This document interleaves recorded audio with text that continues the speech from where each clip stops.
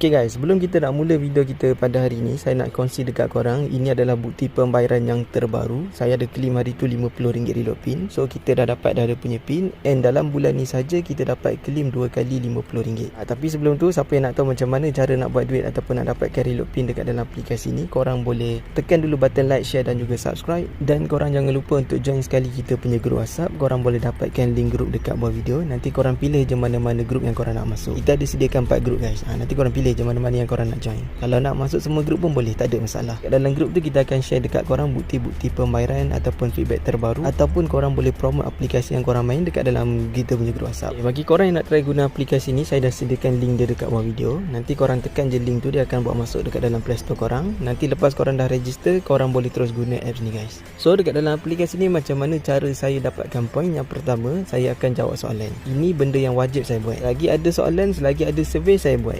Sebab survey ni banyak point kita boleh dapat. Satu soalan kalau kita lepas jawab mungkin boleh dapat dalam 50,000 point. 50 lah, itu banyak sangat. Mungkin boleh dapat lebih kurang dalam 2,500, 5,000 point, 9,000 point, 3,000. So kalau korang nak jawab survey, korang kena follow tips saya bagi. Dekat mana nak dapatkan tips tu, kena dapatkan dekat saya lah. So boleh klik link dekat bawah video ni. Sebab survey ni banyak korang boleh dapat point. Kalau korang dah faham macam mana cara nak jawab, korang dah ada tips, korang try follow, kalau berhasil banyak point boleh dapat guys. Okey, yang ini adalah salah satu contoh feedback daripada orang lain yang dah berjaya jawab survey guna saya punya tips. So kalau korang nak cuba tips ni, boleh dapatkan dekat saya guys. Kita ada tips cara jawab survey, kita ada tips cara nak promote, dan juga kita ada contoh-contoh soalan dengan jawapan. So untuk contoh soalan dengan jawapan ni guys, kalau korang ada dapat soalan nanti yang sama seakan macam ni, korang boleh follow ikut jawapan macam mana saya bagi. So kalau korang nak contoh soalan dengan jawapan ni, boleh dapatkan dekat saya. Nanti korang tekan je link WhatsApp saya dekat bawah video ni. Cek je saya dekat WhatsApp, bagi tahu yang korang nak tip cara jawab survey dan juga contoh-contoh soalan dengan jawapan. So nanti kalau korang jawab soalan, kalau dia ada keluar soalan seakan sama macam ni, korang boleh follow je jawapan macam mana saya bagi guys.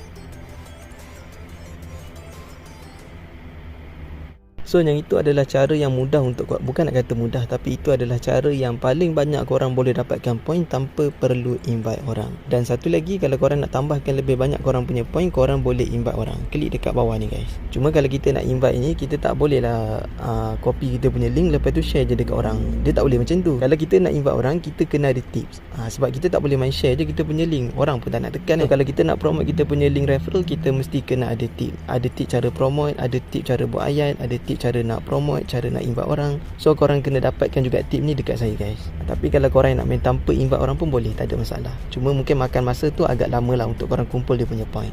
Okey, lepas tu yang satu lagi sebenarnya, kalau korang yang tak pernah main, korang kena buat dulu task dekat bahagian playtime game.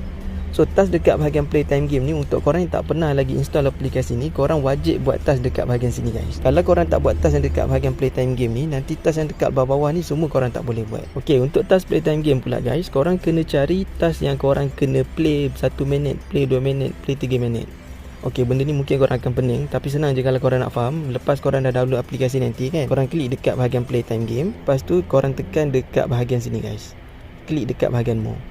Okey, nanti korang tengok dekat bawah ni. Kalau task tu dia kata suruh kita completekan level, itu bukan task playtime game. Ataupun korang kena selesaikan mission ke apa ke, yang itu bukan task playtime game. Okey, yang ini adalah contoh task playtime game. Korang kena cari task yang macam ni guys, yang disuruh kita play 1 minit, play 2 minit, 3 minit, 4 minit. Ini adalah contoh task playtime game. So korang kena cari task yang macam ni untuk korang completekan dia punya mission. Lepas tu barulah dia boleh buka task-task yang lain. Tapi kalau dekat dalam aplikasi yang korang main tu dia tak ada task playtime game, maksudnya korang kena tunggu task tu masuk guys.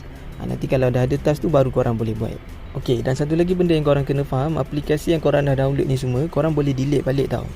So lepas korang dah settle buat task, korang dah dapat point, korang boleh delete aplikasi yang korang install. Dan task tu sebenarnya korang tak perlu buat sampai habis pun tak ada masalah.